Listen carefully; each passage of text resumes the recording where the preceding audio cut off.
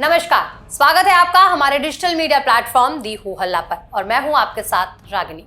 बांग्लादेश में कट्टरपंथियों का अत्याचार चरम पर है। 5 अगस्त से हिंदुओं पर शुरू हुआ इस्लामिक कहर थम नहीं रहा है। बांग्लादेश में सत्ता परिवर्तन के बाद अल्पसंख्यक हिंदुओं को लगातार निशाना बनाया जा रहा है। उनके व्यापारिक प्रतिष्ठानों में लूट खसोट के बाद मंदिरों पर हमला कर आस्था को निशाना बनाया गया और अब उनके रोजगार का संकट आन पड़ा है। यहाँ जिहादी मानसिकता सारी हदें पार कर चुकी है और बांग्लादेश की नई सरकार इस पूरी अराजकता पर चुप्पी साधे हुए है। यानी कट्टरपंथियों द्वारा बांग्लादेश का पूरी तरह इस्लामीकरण किया जा रहा है। देखिए ये रिपोर्ट।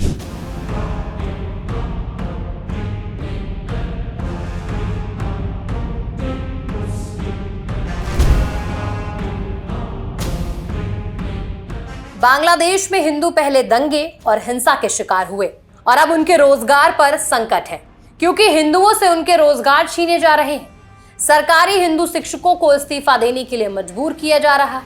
इतना ही नहीं, हिंदू व्यवसायियों के लिए इस्लामिक संगठनों ने फरमान तक जारी कर दिया है कि कोई भी उनकी दुकानों से सामान नहीं खरीदेगा। बांग्लादेश के अल्पसंख्यकों की अगर स्थिति की बात करें तो सबसे भयावह स्थिति ये है कि पहले हिंदुओं को इस्तीफा देने के लिए मजबूर किया जाता है, उन्हें बेरहमी से पीटा जाता है और फिर मुस्लिम भीड़ द्वारा अपमानजनक तरीके से उन्हें सड़कों पर घुमाया जाता है।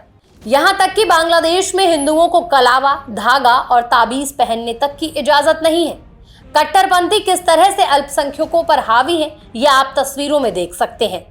वहां की सरकार है कि इस विविध स्थिति पर मूक दर्शक बन तमाशा देखती रहती है। सबसे दुखद वास्तविकता यह है कि हिंदुओं के खिलाफ टारगेटेड हिंसा हो रही है और ये चिंताजनक वृद्धि पूरे विश्व के सामने खड़ी है। लेकिन चाहे वो संयुक्त राष्ट्र हो या विश्व मानव अधिकार संगठन, सभी चुप्पी साधे हुए हैं। वहीं भारत की बात करें तो धर्मनिरपेक्षता की बात करने वाली भारत की विपक्षी पार्टियां भी तुष्टीकरण की राजनीति में अपने हाथ डुबाए हुए चुप्पी साधे हुए हैं।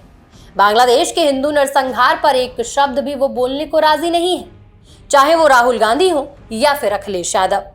बहरहाल बांग्लादेश में धार्मिक अशुद्धता का संकट बरकरार है और इस्लामिक सरकार के सामने वहां का अल्पसंख्यक कहा जाने वाला हिंदू लाचार है।